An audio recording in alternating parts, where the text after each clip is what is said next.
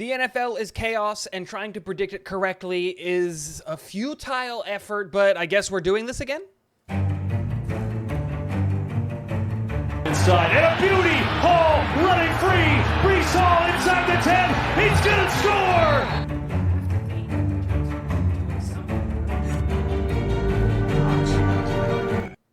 What is going on, guys?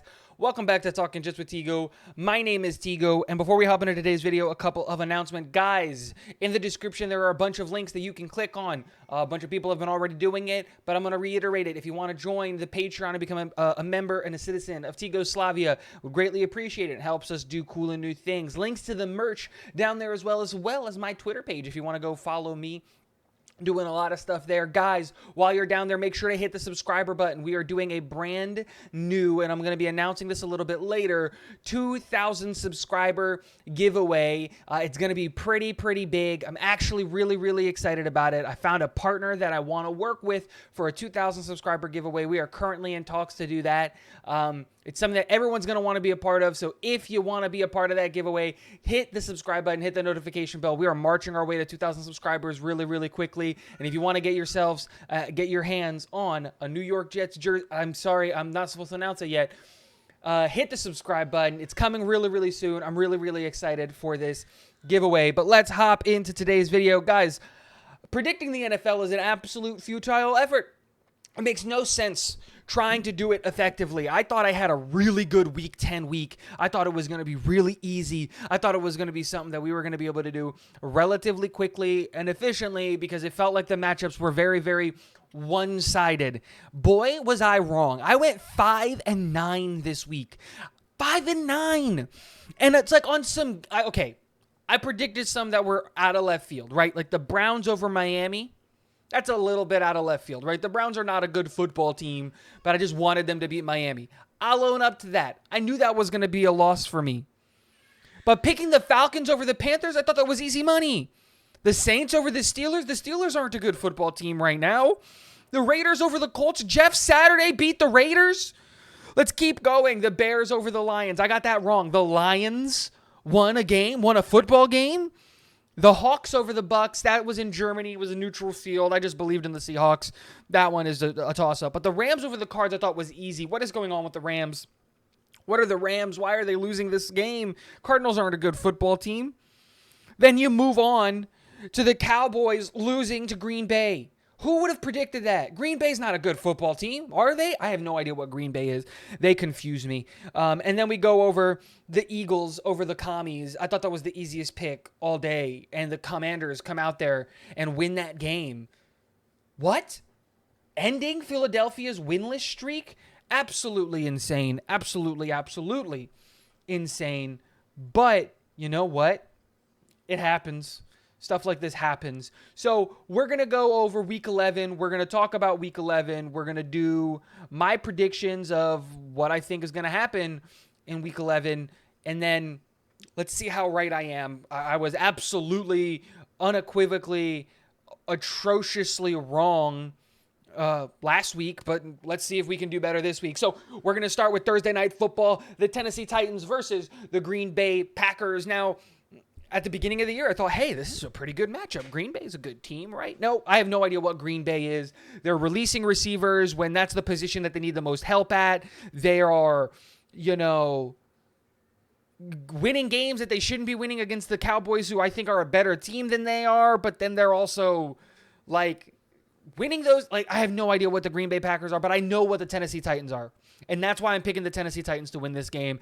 Tennessee is going to run the ball as efficiently and as quickly as possible with Derrick Henry. He's going to get 50 carries a game, and Green Bay is not going to be able to stop him. I have Tennessee winning that game. Now let's move on to Sunday. We're moving on to the Washington Commanders versus the Houston Texans. I think this is a really easy game. The Houston Texans are by far and away the worst team in football right now, and the Commanders got spunk, and they've got might, and they can win games. We saw that against Philadelphia. So I'm going to have the Commanders winning this game. I think that's a really easy pick to do right here. Then we go Philadelphia versus the Indianapolis Colts. And while the Indianapolis Colts are coming off of a really big win last week, obviously, and beating the Raiders with new head coach, I still think that they're a relatively bad football team. They don't have the answer at quarterback. They're kind of decimated offensively when it comes to weapons. And it was good to see Jonathan Taylor back, but I still don't think that they're a good enough team to beat the Philadelphia Eagles. So I have Philly winning that game. Easy breezy, beautiful cover girl. Then we go to the last AFC versus NFC matchup in the Carolina Panthers versus the Baltimore Ravens. I think the Baltimore Ravens win this game. I think they're the better team, and they're coming off a rest, so they're going to get healthy. They're going to get some players back. So Carolina, while they're an interesting story, should be sprinting to the bottom, not trying to win games. And the Ravens are trying to extend their lead over the Bengals in the AFC North to try to make the playoffs, the highest seed they can possibly go right now. Now let's look at some AFC matchups. The New York Jets versus the New England Patriots. I have the Jets winning this game. If you want to know why, stay tuned and stay subscribed. A bunch of videos coming out this week. Then we move on to another divisional game in the AFC East. Not divisional game, but it's a divisional opponent playing another game. Whatever. You get the point. It's the Cleveland Browns playing the Buffalo Bills. I think this one's easy. I think this is the Buffalo Bills get-right game. Cleveland is not a good football team, unfortunately. They just don't do anything well outside of running the ball. Jacoby Brissett just isn't getting the job done. That wide receiver room is a little bit suspect, in my opinion, in Cleveland. And until they get Deshaun Watson back, we don't know what they are. Right now, Cleveland is just a bad football team. And I think a big part of that is just not good quarterback play. They have a really good defense, but I think this is the Buffalo get-right game. We saw what Buffalo was able to do against Minnesota. And even though they lost that game, Cleveland is not Minnesota. So then we move on to the next game, the Las Vegas Raiders versus the Denver Broncos, and I think the Denver Broncos get a win here. I don't know why I'm predicting the Denver Broncos to get a win here, but I just think the fact that Las Vegas hasn't fired Josh McDaniels yet, or McDaniel, I can't remember which one has the S, which one doesn't, but the fact that their head coach isn't fired yet, the guy is doing an absolutely abysmal job. He is 2-7 with a team that shouldn't be 2-7. You've got Josh Jacobs, you've got Devontae Adams, you've got Derek Carr. Like, you've got good players there, and you're just not winning, and I think that comes down to coaching, and until that changes, even though Denver also has coaching issues, they're just a better team, in my opinion. So I think Denver is going to win, especially because that game is in Mile High. We know my opinions on Mile High. Should be illegal to play in Denver, in my opinion. So there's that. Then we move on to the matchup where I chose with my head, even though my heart wants the opposite. It's the Kansas City Chiefs versus the Los Angeles Chargers. I have the Kansas City Chiefs winning this game because right now I think the Kansas City Chiefs are the best team in football.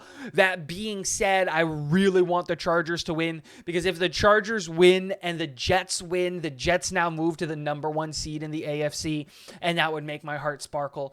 And even though that would mean that the Chargers become closer to becoming a wild card opponent for the New York Jets, it would be nice to be able to have the lead in the AFC East and have 100% control of your future at that point as the New York Jets. And I'm not worried about the wild card spot. I'm worried about the number 1 spot in the AFC East at this point. Moving on to the last AFC matchup, and that's the